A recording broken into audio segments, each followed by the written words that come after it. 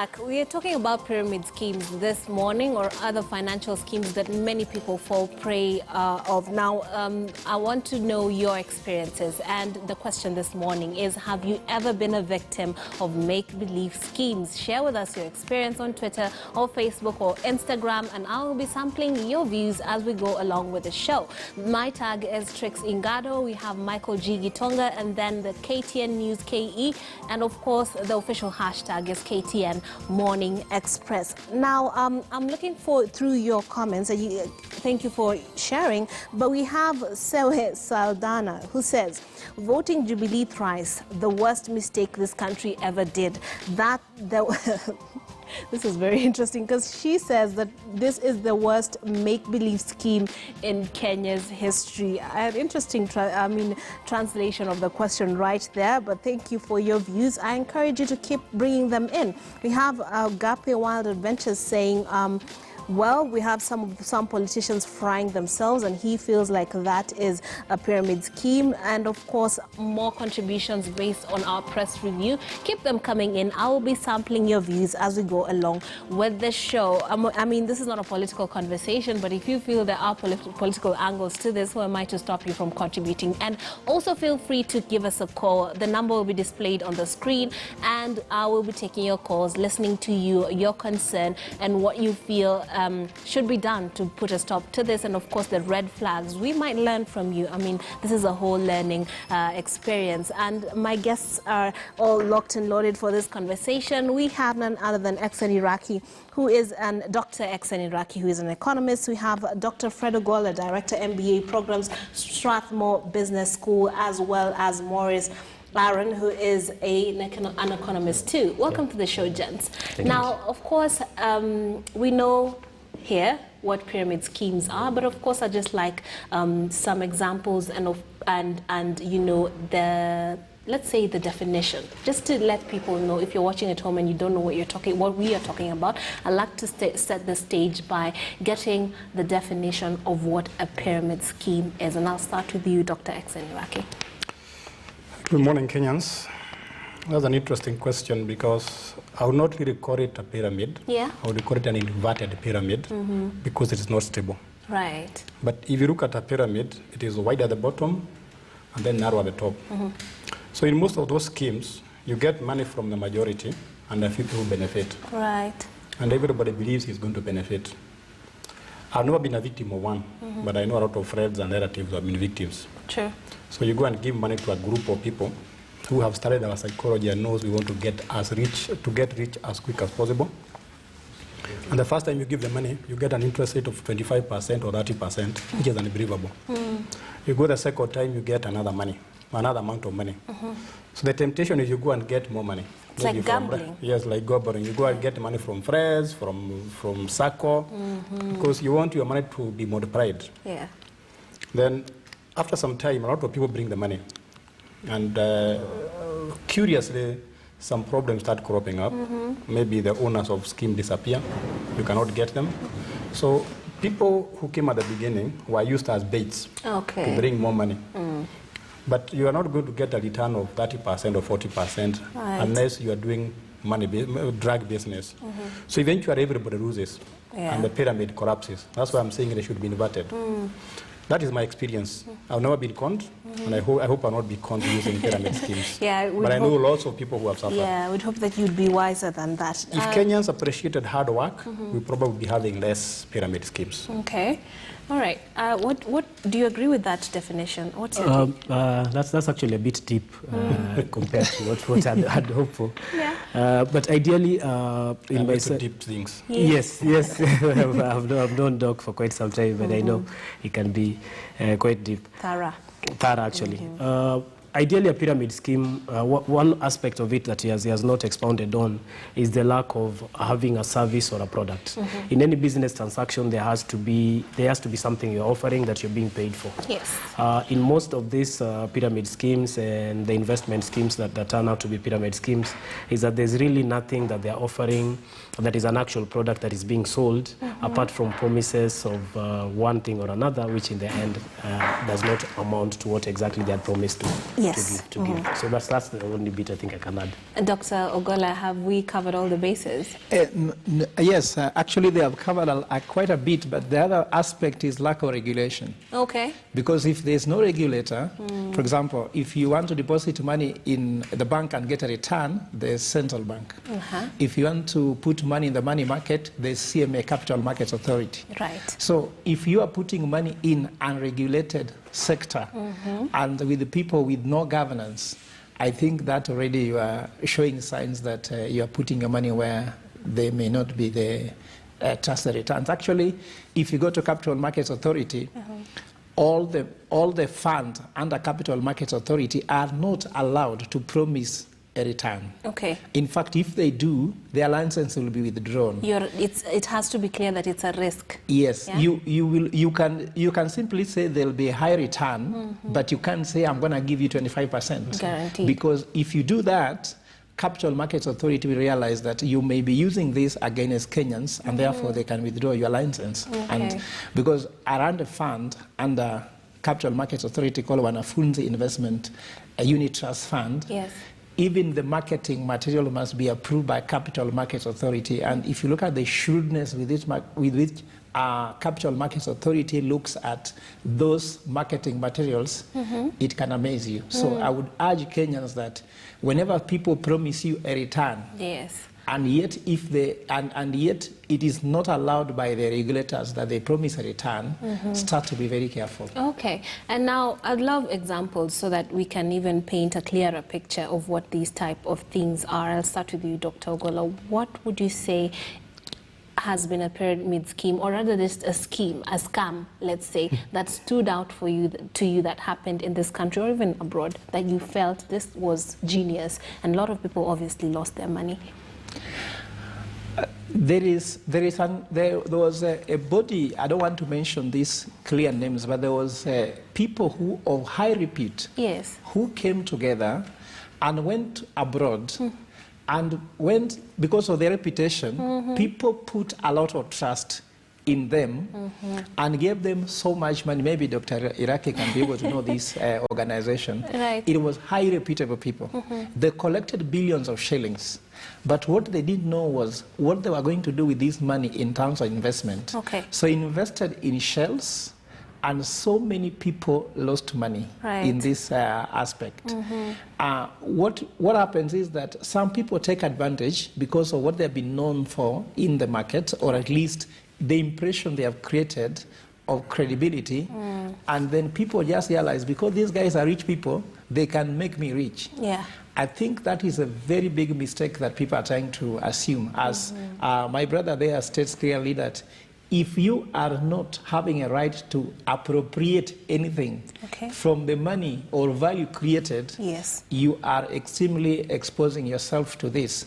You know, the thing is that don't even talk about the issue of pyramid scheme. Even the issue of simple homes, that's a pyramid scheme. Oh, really? Because you're being told that you can give 200,000 shillings and end up owning a house of 8 million. In this mathematically, that makes no sense. It's not possible, and it's not even logical.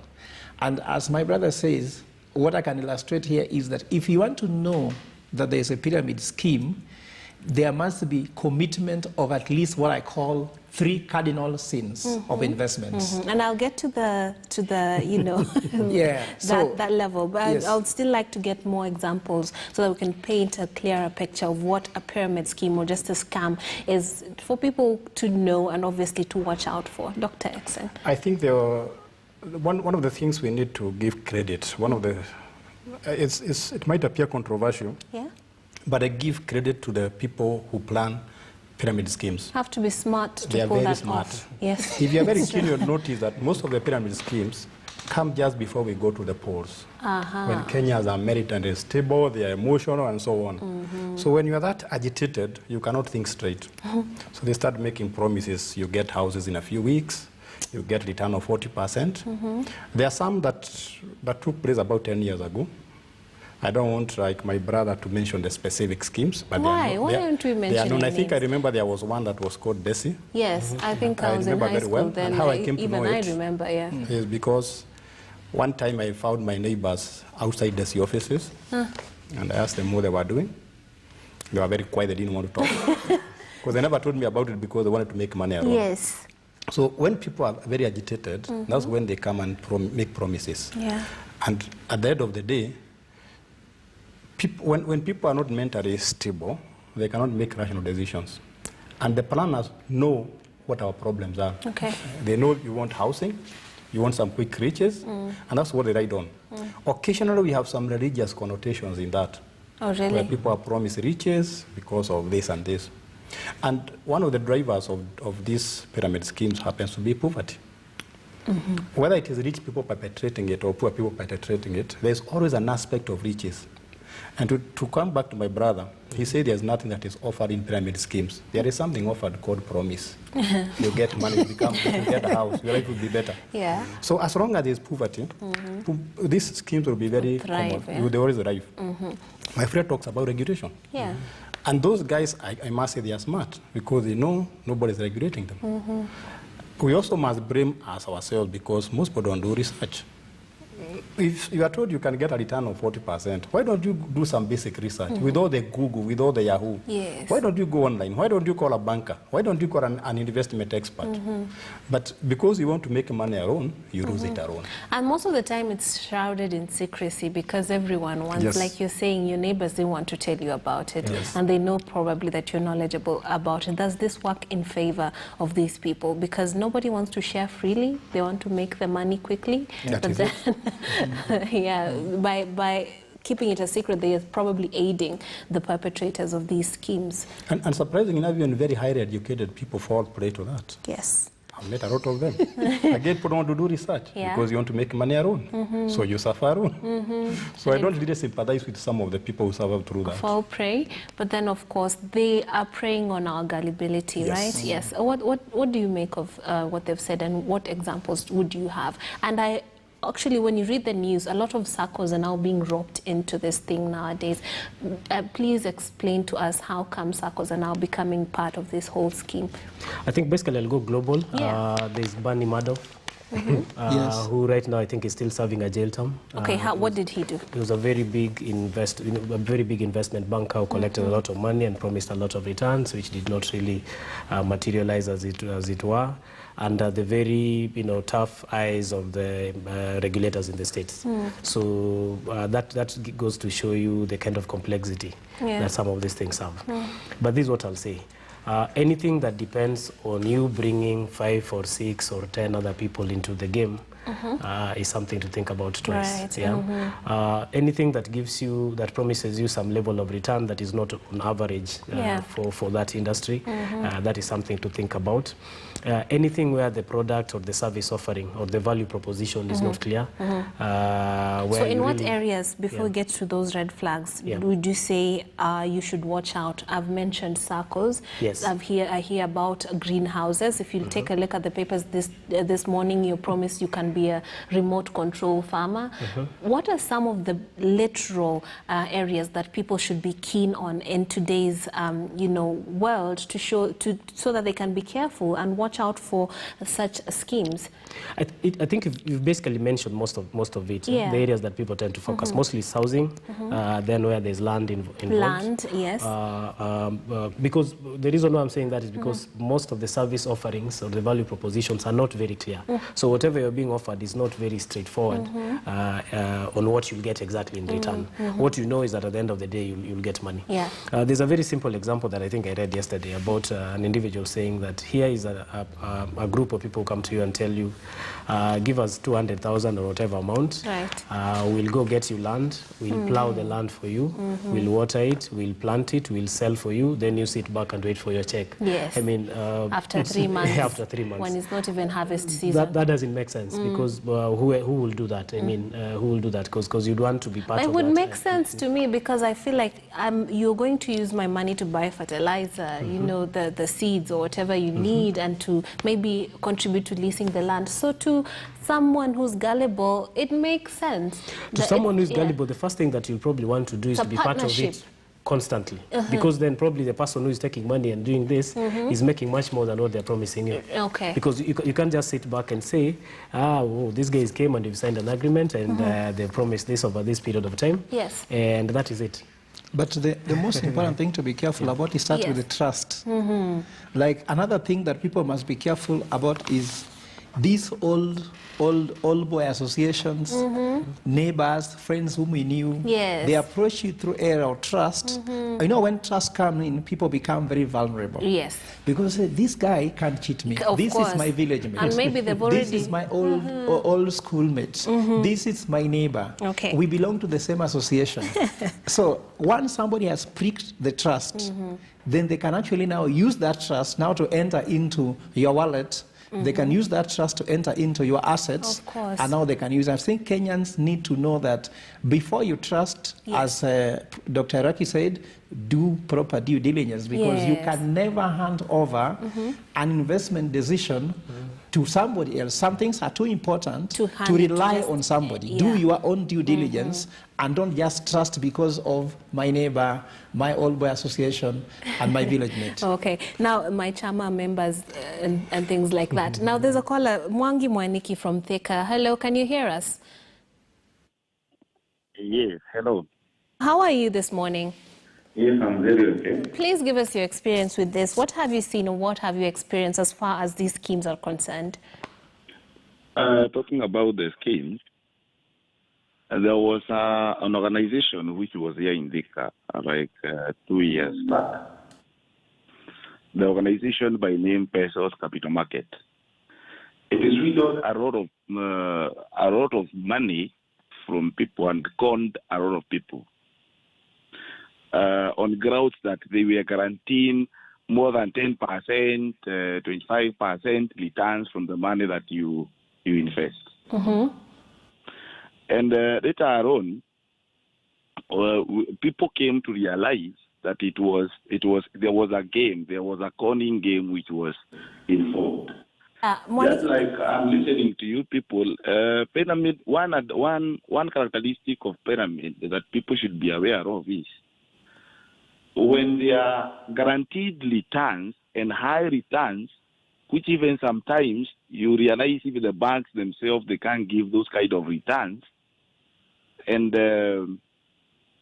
when the deal is too good, you have to think twice.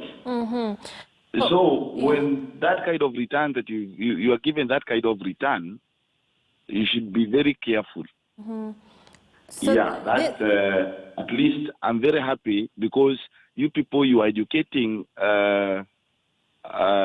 wananchi. Now everybody should be listening to these conversations so that they know the pyramid schemes and the characteristic of pyramid schemes. Especially young people. Were you yourself a victim? Yes. Me personally, actually, I lost around 3.5 million. Wow. Pole sana for that. And do you... I think we have lost him, but thank you very much, Mwangi Mwaniki, for your sentiments. 3.5 million shillings. Imagine that, just like that. But then the question is, how do you watch out for these red flags? Because, I mean, by the time he was dishing out that amount of money, he must have had that trust you're talking about. Yes. So red flags, please. Dr. Gola. I think the red flags are always there. As you said, for example, if something starts being put in secrecy, like my brother Dr. Iraqi said, then you start realizing, why should something that is so good, that should actually be out there, start looking in secrecy?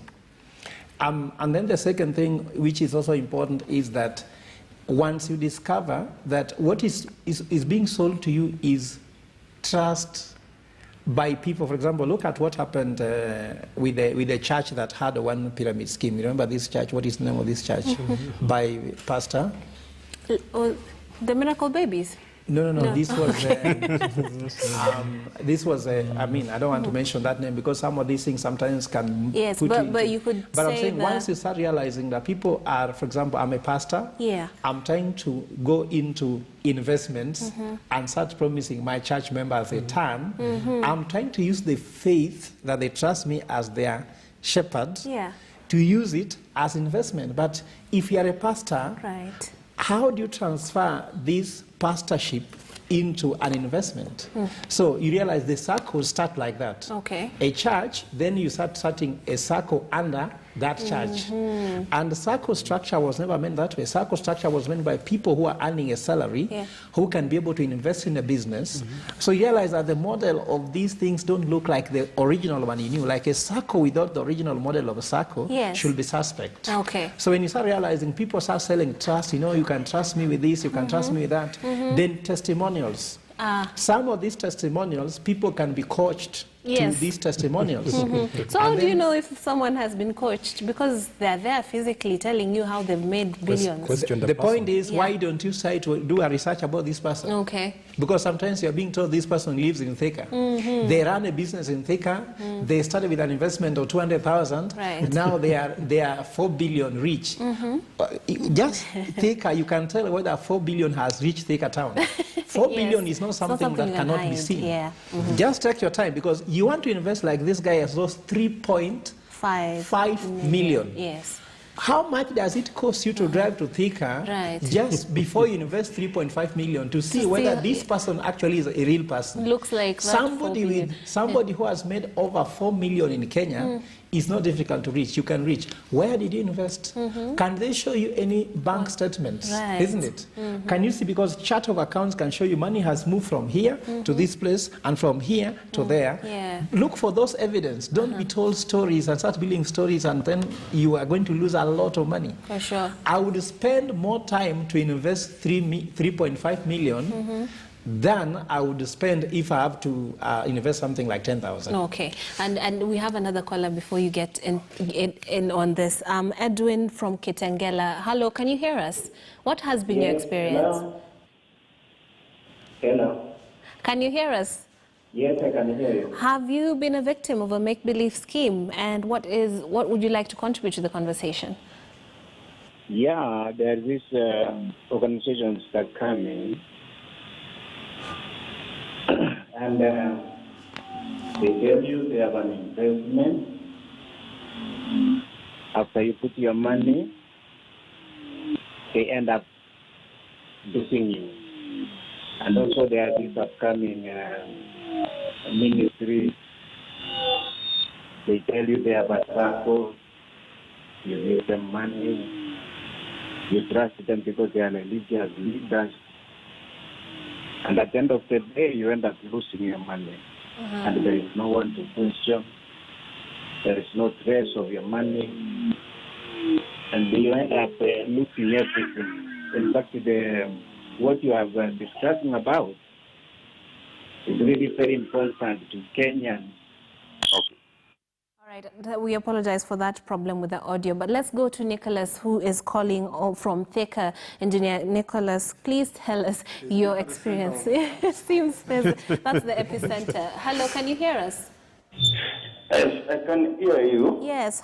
What has been your experience with this particular issue? And I'm simply following the conversation. Hello. We can hear you. Okay, I'm saying I'm keenly following this conversation. And I wanted these guys to clarify, because there is this, we call it this process of Kendia. You know Kendia investments. What? Please repeat. Kendia investments. Can India? Because I've been also duped. Okay. The same pyramid scheme. How the name of the exactly? pyramid scheme. How exactly you duped? And I was asked to put things. I mean to invest at least for 10 years. And then sorry? And then what happened? So I began saving since last 2015. All right. So I've been putting my money there, and it reaches a certain point. Now, after I put some money so long, something popped up. What happened? No, these guys began saying, oh, you'll get your first payback at least after 2010. Yes. And you feel they were misleading you in terms of the investment you should have made? Exactly. Yeah. I would like to know from you, have you been able to make a report on this? Because sometimes many of these people disappear, but have you been able to follow up and make a report about this so that you can make, perhaps get justice or get your investment back if possible? Yes. We have lost him, unfortunately. So Dr. Exen Iraqi, what do you hear this narrative? One of the, it's unfortunate everybody is coming from Thika. I don't want to believe that Thika is an epicenter of scams. But one of the tricks that the perpetrators of pyramid schemes use is speed. Speed? They're very good in executing their programs. For example, they'll tell you they're selling you some land. Right. They know you want to do some research. So very quickly they'll tell you, for example, the website is down. Oh. They'll tell you the MD has traveled. So they always do things very fast. So you don't have time to counter-check. And there's an explanation. Yes, and there's always an explanation for everything. Yeah. So if something goes wrong, there's always a quick explanation. Okay. So the word investment by itself means something long-term. So anytime you see somebody taking you through a very, very fast pace in investing your money or buying something, then you should be very suspicious. Yes. So in addition to doing due diligence, for example, if I'm told a company is called XY, why can't I go to the registrar of companies and find out whether it exists? And sometimes it is just a call. Sometimes you can walk there. Because if I have 3.5 million to invest, as my friend put it, what is wrong with taking a walk to the registrar of companies office and find out whether it is there? But because you want to make money very quickly, you believe that the faster you make the money, the better. Yes. So I think simple common sense can save us a lot of problems. Right. But you don't do that. And it is not just in Kenya, even in other countries. It happens everywhere. Let me give you a good example. I don't know how many of you have come across this problem. It's close to pyramid scheme. Okay. Where somebody calls you, gets you through your email and tells you that I'm a son of Mobutu Sese Seko. Yeah, I'm a Nigerian prince. Yes, I'm a Nigerian prince. And I want to transfer this amount of money from this to your account. And people have been falling victim.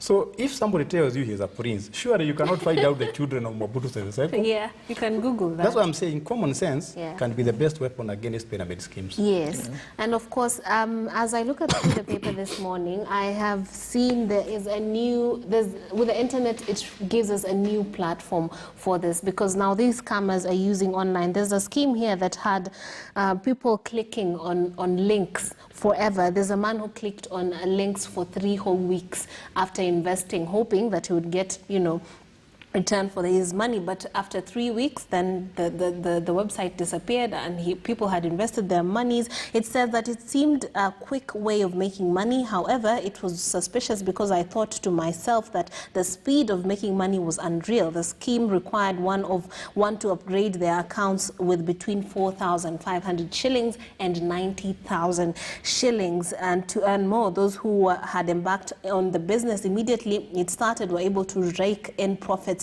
by the time the scheme collapsed. Latecomers with our misguided enthusiasm were the pawns. Mbugua was only lucky that he had signed up for a free account. Typical, I think. Speed again. Yes, and speed comes out, just like Dr. Exen has said. What do you feel are the red flags in your opinion? I think one of the first things that we keep escaping a lot of people is what the exit plan is when you get into such investment schemes. Right. Because if somebody tells you, give me 100,000, then you invest, and after 10 years you get this money, what sureties are there that by the end of that 10 years you still get your money?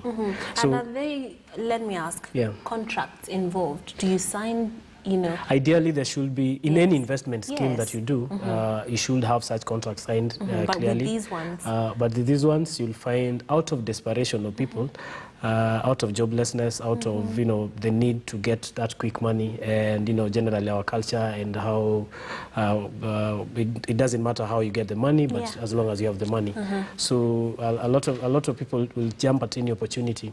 And it's also a Kenyan psyche, if you look at it in a good way. Like right now, I don't know, there's a liquid something for mobile phones. Everyone has jumped into it.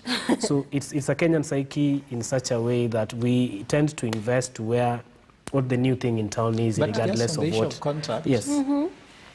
First of all, if you sign a contract with someone who is not trustworthy, then there is no need of that contract. Or who doesn't exist. And then second, even does not exist. And then secondly, as Dr. Eka said, the speed at which you are signing, the content of this does not work. Let me just say something very specific about, for example, the issue of greenhousing.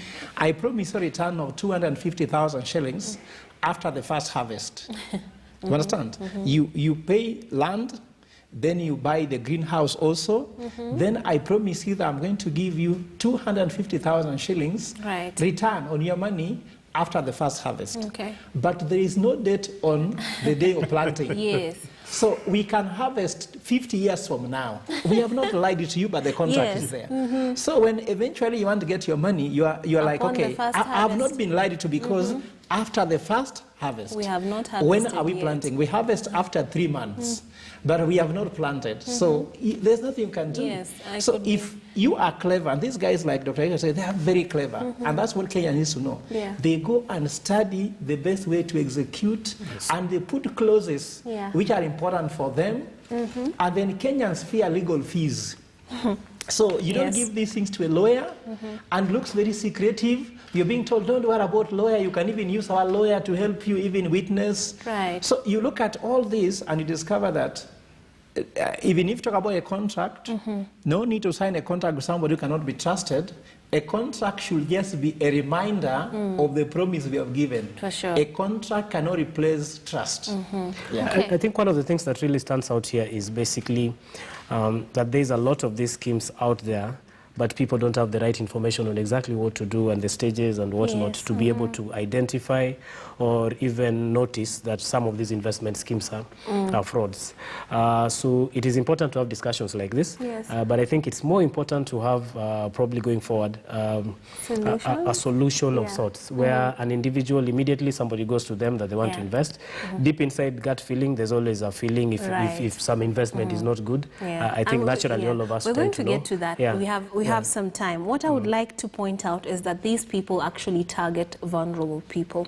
A lot of people, perhaps the elderly, people who have just gotten their pension, and maybe also people who have just gotten you know, like farmers who perhaps not very as literate as you'd wish, and they've just gotten their returns on whatever cash crop they have invested on. Dr. Exon, could you get into that, the targets? I'll take you back to the people, the perpetrators of these schemes are very intelligent people. They can profile how an average Kenyan thinks. If you got pension, of 5 million, and that's the first million you got, they know you'll not be very sure what to do with that. If you're a young person who has just been employed and you got a salary of 50,000, that's your first 50,000, you're not sure what to do with it. So they know very well that if you have some money and you're not sure what to do with it, they will give you a quick answer. So that vulnerability comes because most of us don't think long term. We don't sit to plan that once I get my pension, this is what I will do with it. Once I get my first salary, this is what I will do with it. So they're always hanging around, take advantage of the fact that you don't know what to do. But the best way to deal with these people, I will keep on saying, is common sense. Because when you have some 5 million and somebody comes to advise you on what to do with it, when you got your first salary and somebody tells you what to do with it. But Dr. Exen, you're a country mouse, and this slick English-speaking person comes to you, and they're speaking a lot of sense. I agree with you. Promising you things. For example, I remember my friend was conned some years ago. He was told, if you give me 20,000, I can multiply it to 30,000 or 40,000. And I was asking, why have you not been multiplying your own money? Why are you multiplying other people's money?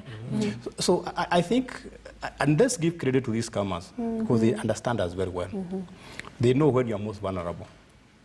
Because for some curious reasons, they are just like pickpockets. Yeah, they're thieves. You'll never be pickpocketed by a pickpocket when you have no money. For some curious reasons. I don't know how they discover that you have money. Yes. The same with these guys. They know when you're most vulnerable. Yeah. But to cut the story short, I think the government should publish for us a list of investment schemes, a list of SACCOs, a list of banks, a list of people who are credible. Okay. So if somebody comes and tells me that you can put my money here, I can go online and check. Like the engineers, they have a list. That is Journalists it. have a list. That is it, the lawyers and so people. on. Yeah. But now they take advantage of the fact that there is a vacuum in terms of information. Now, in terms of vulnerability, let's also bring in the issue of trust. My parents were not educated, but anytime they got a document, they would tell me, can you please read this document for me? Review it. I remember some neighbors would bring me a letter and ask me, what does this letter say? Can you read it for me? So if you're not conversant with something, why don't you ask somebody else? I'm sure you have friends, you have aunts, you have neighbors, you have professionals. Sometimes it's just a question of seeking information from those that you think know. But again, because you want to get rich alone, you suffer alone. Secret thing. So let's share the information. And I think we are going to deal with this problem of pyramid schemes. Dr. Ogola, vulnerability. How does it, affect people, and how does it attract these people who are seemingly sharks preying on the weak? Yeah, you know, first of all, also, let me not, I mean, the media, so I don't want to blame the media, but there's also something where they also sit on some credibility. Yeah. So, for example, if they have an advertisement in the media, then they say, you saw it on Nation. You know, the people who are vulnerable think that whatever Nation or Standard writes, that person is correct. Because they are thinking you've done for them the due diligence. Like I told you, they're handing over the responsibility to somebody else. When I'm in church and my pastor is preaching or my priest is preaching, I try to see, I follow them as they follow Christ. When I discover that now they are not taking me towards Christ, then I change, because the Christ is the true north. Yeah. So the same way like an investment. So when they see some of the newspaper, they see you have a website. They see that that person has been called and spoke on social media, on the media, for example. Some of those guys who have been duping Kenyans, they have ever appeared on TV talking about their product. Then when they have this TV clip, they send it like viral. And then Kenyans see this guy on KTN, they see them on NTV, they see them on Citizen. They say, look, that guy was on TV. So it means he's saying the right thing. So they use credible background to really put themselves up. What we need to know is, what is the role of the media? What's the role of the government? What's the role of the regulator? What's the role of investment schemes? And what is the role of investors themselves? You have to know that as an investor, use your common sense, like Dr. Reki says. Do your due diligence. Nothing should be secret. Because now, you know, in my village, if I want to invest, then I go to my neighbor and tell them, can you look for me? Why do I want my neighbors to know that I'm investing? So this is, Kenyans should move away these things of saying, I need to be successful alone. And also, I don't need people to know about my stuff. And this can kill. Like, for example, SACCOs have these things where they say, if you want to borrow money from the SACCO, you need to have guarantors inside the SACCO who know you. How comes if you want to invest, you don't want anyone to know? I think that's what common sense should be able to teach people. Absolutely. And so let's get another opinion from Dennis Kerama from Eldoret. Hello, Dennis. Can you hear us? Jambo, napata vizuri sana. Niambie, umekuwa na experience na hizi vitu, pyramid schemes? Yeah, one of the victims na kampuni inaitwa Simco. Inaitwaje? Simco Investment. Okay. Hao watu walikuwa Eldoret. Alafu wakatuambia tu invest, then tuende tupate ile pesa tumeweka. Kama umeweka 1,100 unapata 1,100 juu. Sasa tukaweka sisi tumepewa tuende kupewa pesa. Tukapata wamefunga, wametoroka. Kutokea hapo tukaanza kufuatilia mimi na wenzangu, tukaenda polisi tukaripoti. Polisi wakatuambia tuwatafuta watu, tukiwapata ndio watusaidie. Sasa tulipowatafuta tukasikia wako kule Kisii wenzao wengine. Tukaenda mpaka Kisii, tukaingia huko tukaenda police station ya Kisii. Polisi wakatuambia mmewapata wako wapi, tukaenda kwa hizo ofisi tukawaonyesha ni hapa. Sasa kitu polisi walituambia tuangalia hapa muone kama hawa watu ndio waliwalagai huko Eldoret. Huko Eldoret. Kuangalia tukapata hawa ni wengine, sio wale. Jina ilikuwa ile ile. Kampuni ni ile ile tu, Simco Investment. Lakini wale wa Kisii ni tofauti na hao wa Eldoret. Sasa ikawa tumekwama hivyo mpaka leo hii hatujaisaidiwa. Ai, pole sana. Na vile waliwakujia, walitumia mbinu gani kwa convince? Walikuja kama watu wa kupromote biashara tunawahitaji. Wakakuja wakaongea na sisi, wakasema tuko na kampuni inaitwa hivi, ni kampuni mzuri, tuna invest, unaweka pesa kiwango fulani, unapewa kiwango hiki. Lakini walifanyaje ndio mkawaamini kabisa mtapata double ile umeinvest? Tuliweza kuwatembelea katika zile ofisi, tukaangalia, tukaona ni watu wako na marisiti, wamejipanga vizuri kweli kweli. Tukasema sasa hawa watu wako sawa sawa, hawezi kuwa wakora, wako na license. Tuliona vitu mingi, tukaona kweli ni ukweli, na tulikuwa wengi. Lakini kumbe hivyo ndio tuliingia kwa mtego. Kama wewe uliweka pesa ngapi kwa hiyo scheme? Mimi niliweka shilingi 53,000. 53,000? Yeah, na rafiki yangu mwingine hapa akaweka 43. What? Nakumbuka marafiki wengine waliweka 200,000, kuna mwingine aliweka 500,000, alikuwa na target Pro Box. By that time Pro Box ilikuwa ya 1M. Pole sana Dennis. Lakini hii conversation labda itasaidia watu wengine kujua venye kujiepusha na vitu kama hivi. Asante sana. Kwa hao expert nauliza hiyo swala la polisi kutuambia eti tutafute ule mtu mwenyewe ndio tuweze sababu tuko na OB, tuko na marisiti na kila kitu, lazima iwe yule mtu ama tunaweza fuatilia kampuni yenyewe juu iko in exist somewhere. Haya. Panelists, I'll start with you. The police, why do they come in? It's actually a very complex thing to look at because let's look at it this way. Who in Kenya has ever been prosecuted and taken to jail for being a scammer? Like as a pyramid scheme. It's quite difficult. It's not something easy to do. The reason I'm saying that, you'll find that probably where they went and found Simco, it's probably Simco 2 Enterprises Limited something. There must be some alteration or something, because like we said before, this guy is actually very bright, and they do their due diligence very well, and they know where to target, so that by the time you're able to get to them, they've already done another thing. So they're probably a different entity from the one that was there before.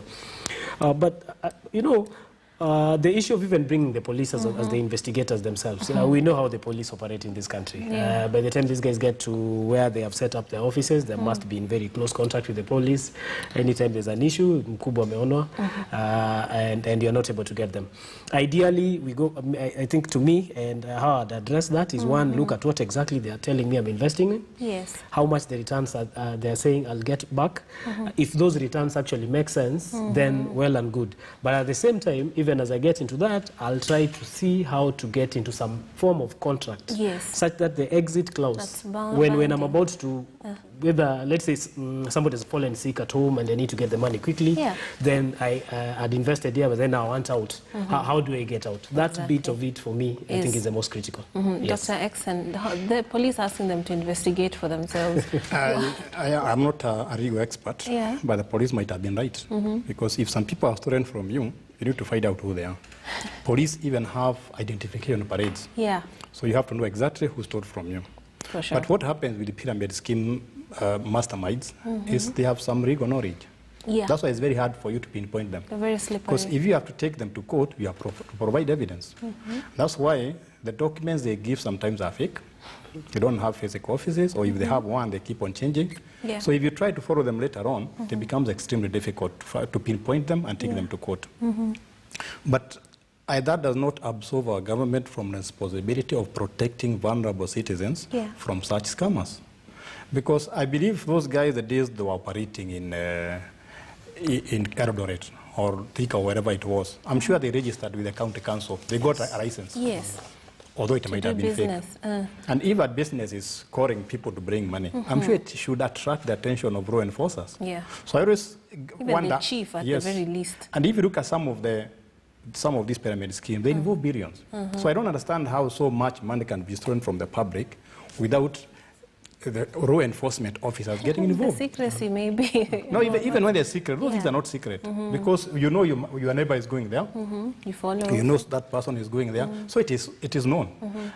Even if people at the Attorney General level or Inspector of Police doesn't know, I'm sure the chief knows that kuna pari watu wanaenda. Yes. And I think, right from the grassroots, we should be able to follow up such schemes. Yeah. Because one of the biggest problems with pyramid schemes is that at the end of the day, they dissuade us from investing, even doing genuine investment. For sure. Because tomorrow, if somebody comes up with a very good plan to invest, we shall say maybe that's a pyramid scheme. Yes. It makes us lose confidence in the economy. It makes us lose confidence in people who have great ideas to invest. Yes. That's why the regulator should come in and lane these guys. Yeah. Why they have never been arrested? That's another a question for another day. Before I get to you, Dr.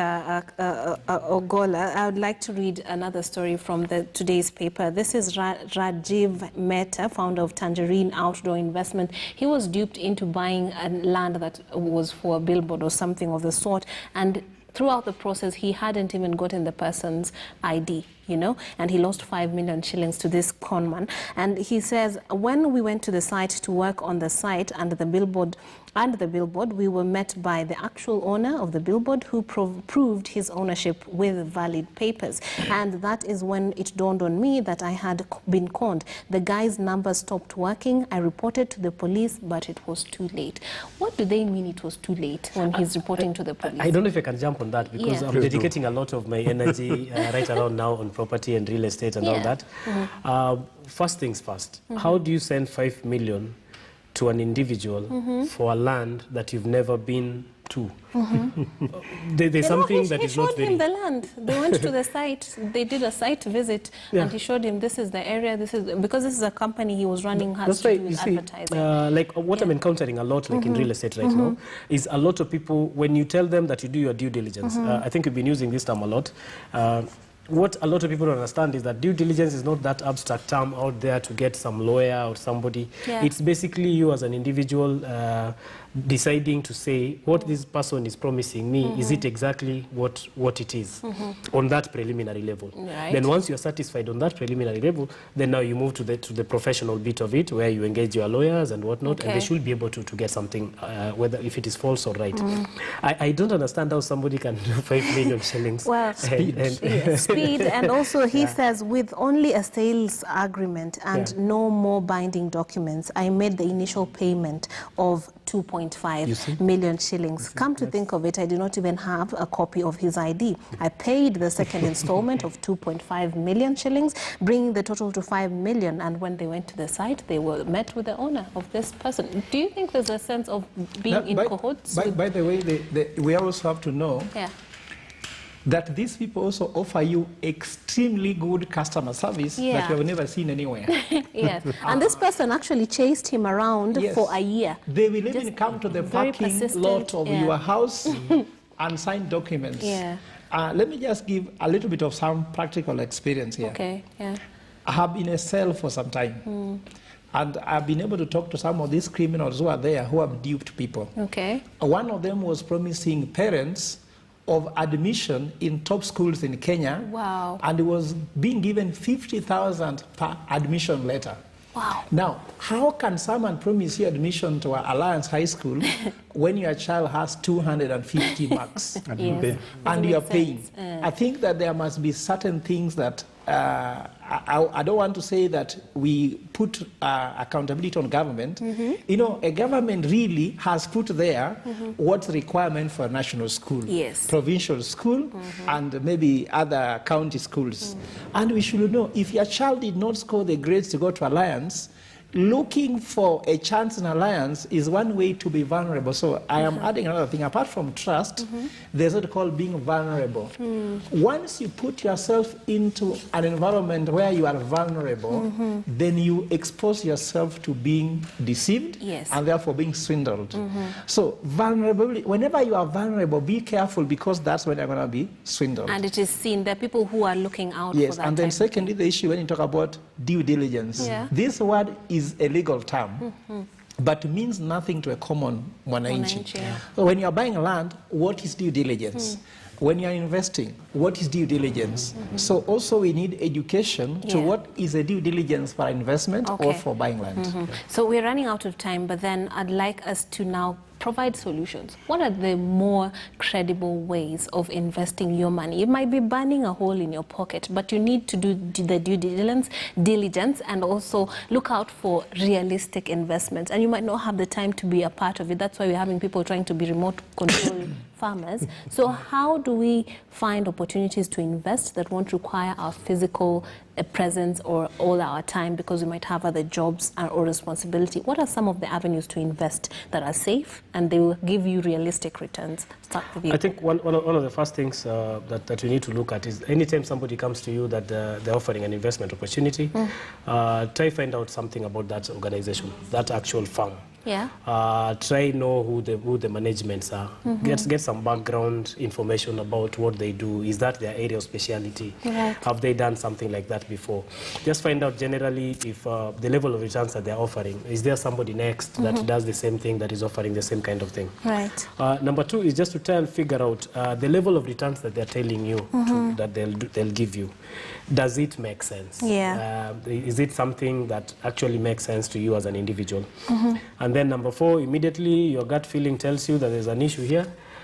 Take your time. You don't need to be rushed. And always look at the exit clause. Like at any one moment, if I want to leave this thing and I'll put in some money, how do I get out? I think that's what I'll look at. I'll quote Noah Kipkemboi here. He says, traditional investment methods such as capital markets still feel inaccessible to many Kenyan youth. In some cases, you may require a fund manager, which will be extra cost. Emerging professionals are looking for more flexible investment options that come with less paperwork and take a shorter time for the returns to mature. However, people need to be cautious of such investment and do their due diligence. Still that word, due diligence. Dr. Exon. Yes. I think investing, proper investing is possible.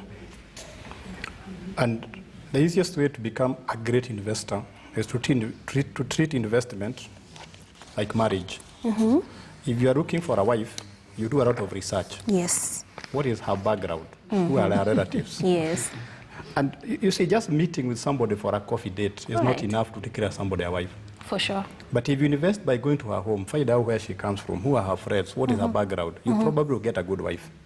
So when we invest, we need to invest in time.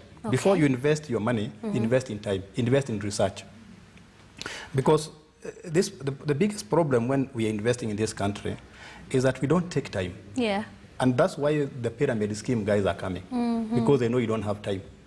And that's why these online loans are doing very well, because they know people don't want hassles. So if anybody can take away your hassles, people are very quick to take them. And in taking away your hassles, you're able to take your money.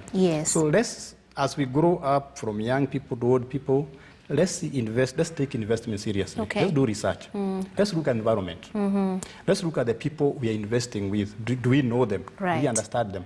So if you look at the external environment and look at the personalities you are going to use to invest, you are likely to make good investments. For example, now we are talking about coronavirus. Who is thinking about the effect of coronavirus on investment? For sure. So let's be open-minded.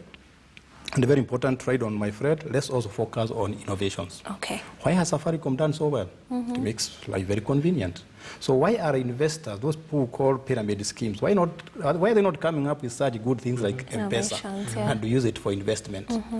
And I think if we ride on investment, we make people more trustworthy, we shall be good investors. Because they don't want to make money. Briefly. For me, what I can say is that to the guy who's talking about investment, I can give him a solution. We have Wanafunzi Investment Unit Trust Fund. Okay. You can just go online, you can register, from your mobile phone or from your laptop, and it is regulated by Capital Markets Authority. I have got board members who are reputable, and I think that's the best way to be able to invest. But then just to illustrate a little bit about where do you need to invest? And I was just trying to tell you in the beginning about the issue of avoiding the 3 cardinal sins in investment. First is pride. Pride is what stops you from doing due diligence. Pride, it what stops you from knowing that I don't know, therefore I need to know from somebody. For sure. Pride is whereby even if things are not working, you just say they will work anyway. So that's a big sin in investment. Never have that sin. When you start having pride in investment, withdraw. The second thing is fear.